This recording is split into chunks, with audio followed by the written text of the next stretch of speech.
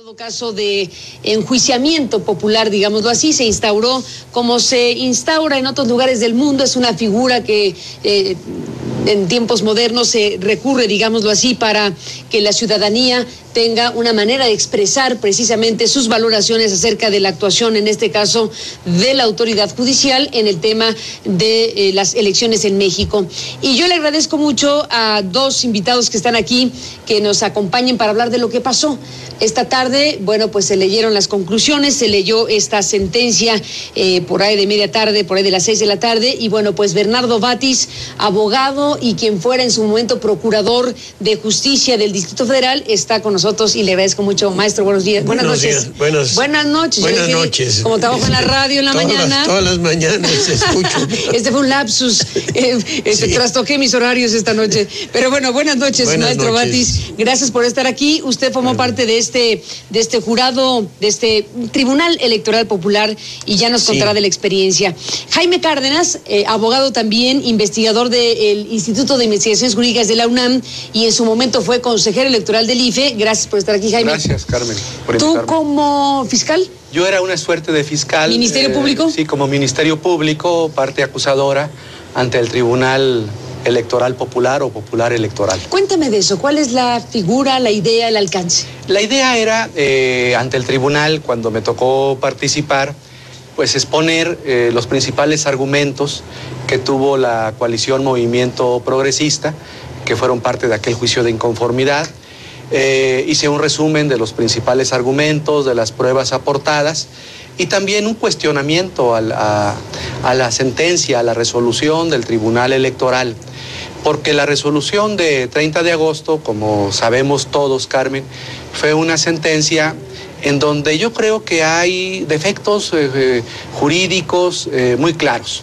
Uno de ellos es la ausencia de investigación. De acuerdo a la ley electoral, a la ley de medios de impugnación en materia electoral, el tribunal tiene facultades, es el artículo 21, para investigar, y nunca investigó nada.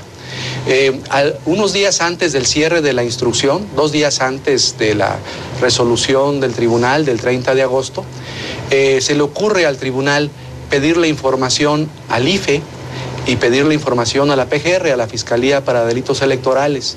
Y estas instancias le envían la información.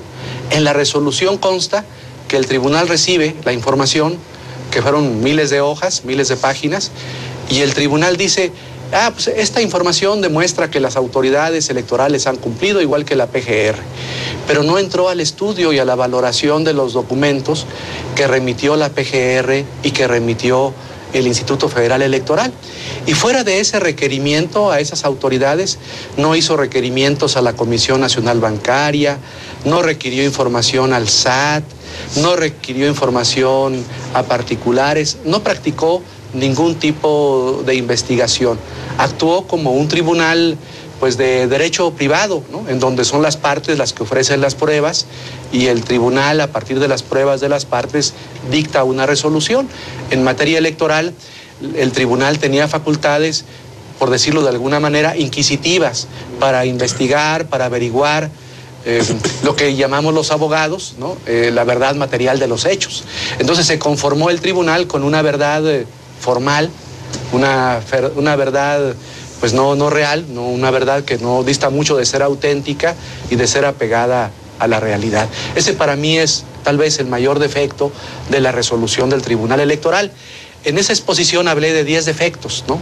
Si quieres hablamos de otros, pero ese de la falta de investigación me parece muy importante.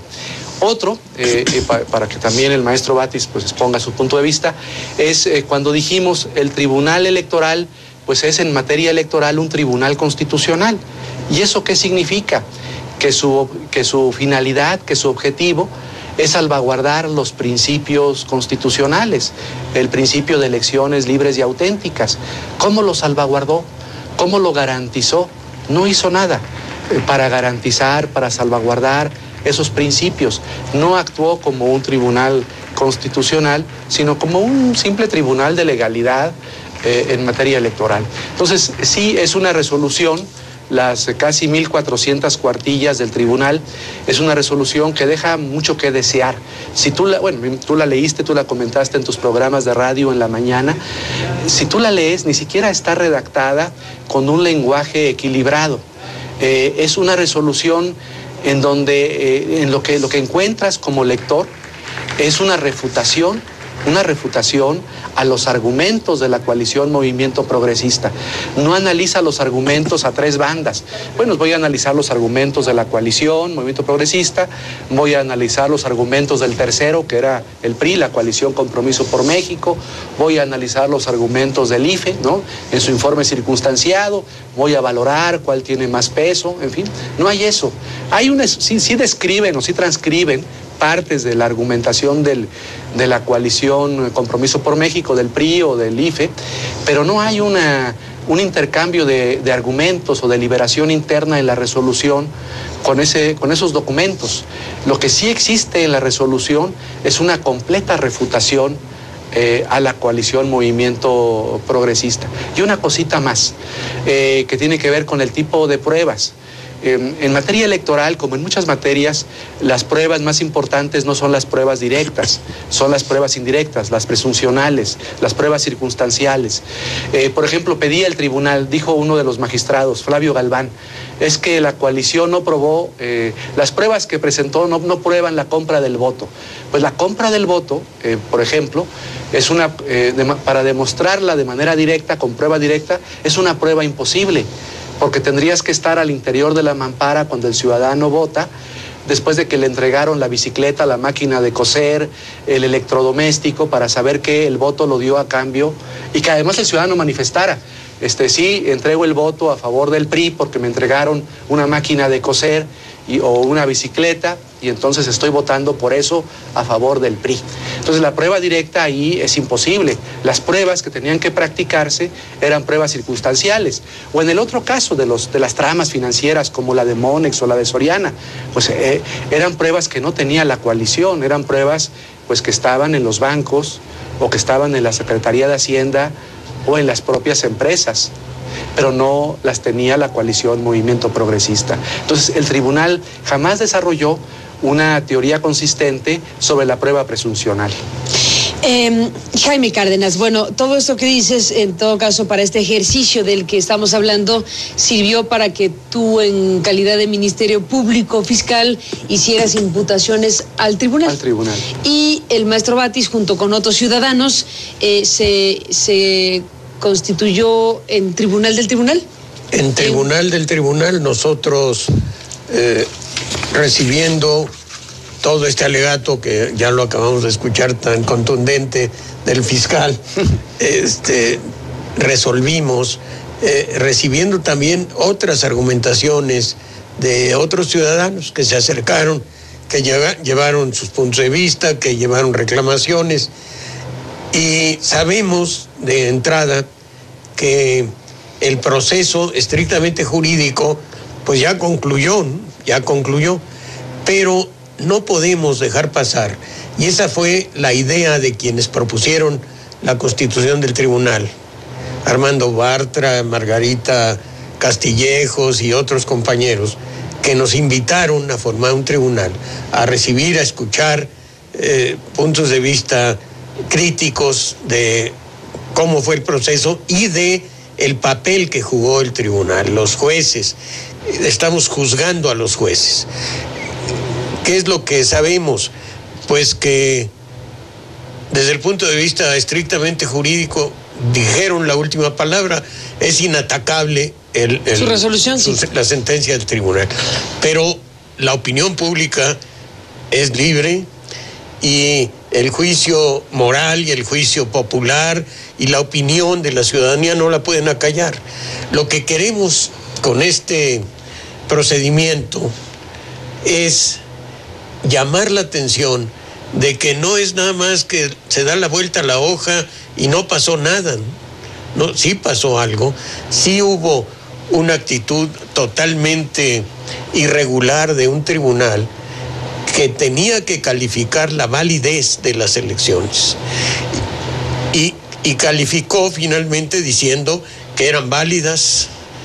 ¿Y cómo podemos aceptar, quienes vivimos el proceso, algunos más intensamente, otros desde afuera, otros muy cerca, que nos dimos cuenta de que estuvo plagado de irregularidades, como un tribunal no ve lo que todo el mundo vio.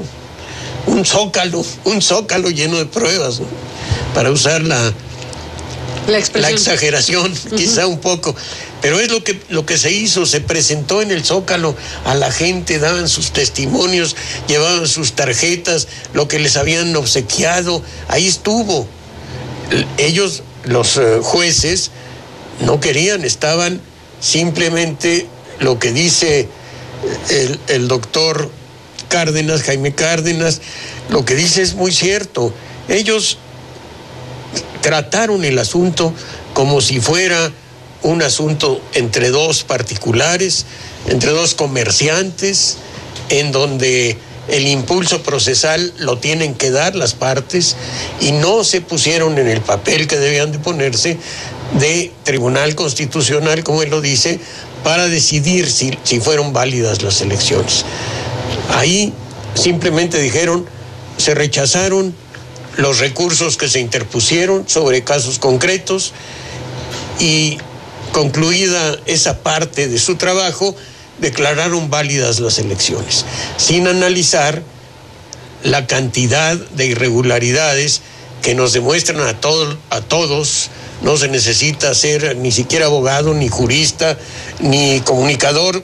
Un ciudadano cualquiera se dio cuenta. Están indignados los que asistieron hoy a la presentación de esta resolución. Querían seguir testificando y manifestando su punto de vista, y después de la lectura que hizo González Esmal, otros ciudadanos pidieron la palabra para reiterar, ¿no? Entonces, ¿qué estamos haciendo? Estamos diciendo, cuidado, no es nomás dar la vuelta a la hoja. Déjeme hacer una pausa y regresamos a ese punto, maestro Batis. Volvemos, Jaime Cárdenas, en esta conversación.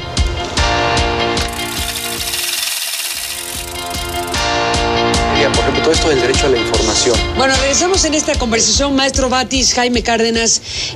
Una vez que esta tarde leyeron la sentencia de este Tribunal Electoral Popular, esta idea que surgió precisamente frente a las muchas críticas, que hay que decirlo, no lo inventamos, están publicadas, está así muy dicho, fue un ejercicio muy crítico el que se hizo del trabajo del Tribunal Electoral, y bueno, ahora se instauró este Tribunal Electoral Popular. Participó el maestro Batis, Héctor Vasconcelos, Elena Poniatowska, Abel Barrera, Jesús Martín del Campo, González Esmal, que leyó las conclusiones, Enrique Semo, Carlos Pellicer, Virgilio Caballero y Magdalena Gómez Rivera, además de el fisgón Rafael Barajas. Lo interrumpí, maestro Batis, en el corte anterior, pero usted estaba en este punto y estaba disertando acerca de por qué es importante que no se pase la página solamente, sino que se haga una valoración, en este caso social, de expertos en la materia, porque usted fue procurador de justicia, Jaime fue consejero electoral. Aquí hay varios que tienen, digamos, una actividad profesional que los lleva a poder hacer este ejercicio. Sí. Con criterios profesionales, y usted dice, bueno, para no pasar estrictamente la página, ¿por qué es importante esto? ¿Y por qué recurrir a una modalidad que ciertamente en México no es muy socializada ni común? Un tribunal popular no es algo que se vea todos los días. No es algo que se vea todos los días, pero es también la búsqueda de expresiones que rechacen lo que pasó. Es la muestra de inconformidad que se manifiesta en las conversaciones privadas, en las reuniones de grupos que siguen repasando el anterior proceso, entre los que comentan sobre el tema. Se habla con mucha certeza de que hubo un gran fraude, o quizá en este caso se le deba llamar una compra de la presidencia. Se gastó muchísimo dinero, hay cantidades muy altas de recursos no justificados. En tu programa, Carmen, tú has mencionado varias veces cómo se quedó en la oscuridad el manejo de sumas de bancos y de empresas fantasmas que no tenían un domicilio cierto. Todo eso se escucha, se comenta, circula y hay una indignación latente. Entonces, ¿cómo darle a esa indignación un cauce, ¿no? Estamos ante ya la inminencia de que asuma el poder quien fue declarado formalmente para ello. Pero lo que no podemos dejar pasar es que lo haga sin escuchar la opinión de ciudadanos. ¿Qué pasó cuando el equipo de Andrés Manuel solicitó que la gente aportara sus pruebas? Llegaron ciudadanos, venían de todos lados, unos los mandaban por correo, otros se cooperaban para hacer el viaje de las poblaciones medianamente cercanas o lejanas o muy lejanas, y unos llegaron hasta después de que había sido la presentación de lo más que se pudo en el Zócalo. ¿Qué significa? Que paralelo al juicio formal hay un juicio de la opinión pública, ¿no? La libertad de expresión, la posibilidad de decirle lo que no le gusta al poderoso, decirle, estás mal, llegaste al poder con estas irregularidades. Y tuvimos además un fiscal de primera que con rigor jurídico va señalando las principales violaciones en que incurrió el tribunal. Pero ni siquiera, digo, eso es muy importante. El foco era el trabajo del tribunal. El foco. La materia de juicio era la autoridad electoral. La autoridad electoral. El IFE también el IFE, pero sobre todo el tribunal. ¿No? De hecho, la resolución se ocupa, creo que de los dos, ¿verdad, maestro? Sí, la resolución tiene dos partes. Una se refiere a la inactividad del IFE, a la solicitud que hizo oportunamente desde principio de año el equipo de López Obrador y él mismo, de que se tomaran medidas para evitar lo que después pasó, y señaló puntualmente qué medidas deberían tomarse, ¿no? Formar una comisión, darle seguimiento a los gastos sobre la marcha, llevar un control de lo que estaba pasando en el proceso electoral. Y en enero, febrero se presenta la solicitud, se tardan en resolver hasta mayo y dicen, no tienes razón, porque lo que tú nos pides que hagamos ya se está haciendo. Y lo que estaban haciendo ellos era escoger algunos casos, mandar algunos inspectores u observadores a lugares específicos, pero no llevaron un seguimiento, por ejemplo, de cuántos espectaculares o las veces que la propaganda tramposa oculta de las encuestas se presentaba como un dato, como una noticia, y en el fondo era una propaganda a favor de un candidato. Eso se advirtió desde el principio. El IFE no hizo nada, el tribunal no lo tomó en cuenta. Pues, ¿qué tenemos que hacer? Pues decirlo nosotros. Déjenme, Bernardo, Jaime, hacer una pausa y regresamos. Efectivamente, la resolución del tribunal es definitiva, ya no hay evidentemente ningún recurso que pueda modificar una sentencia como la resolución de lo jurisdiccional. Sin embargo, queda abierto el tema del IFE. Hay un conjunto de cosas que quedaron bajo investigación de la autoridad del IFE. Después de la pausa les pregunto, FEPADE. Después de la pausa.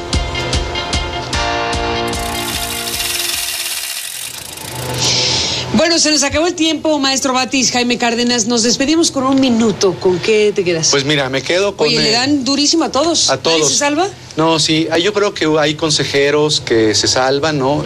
Hay que recordar lo que el voto disidente de Alfredo Figueroa, el consejero del IFE, cuando en una queja del PRD sobre este asunto de los medios y de la propaganda encubierta, tuvo una posición pues muy valiente, señalando que la autoridad electoral no había investigado.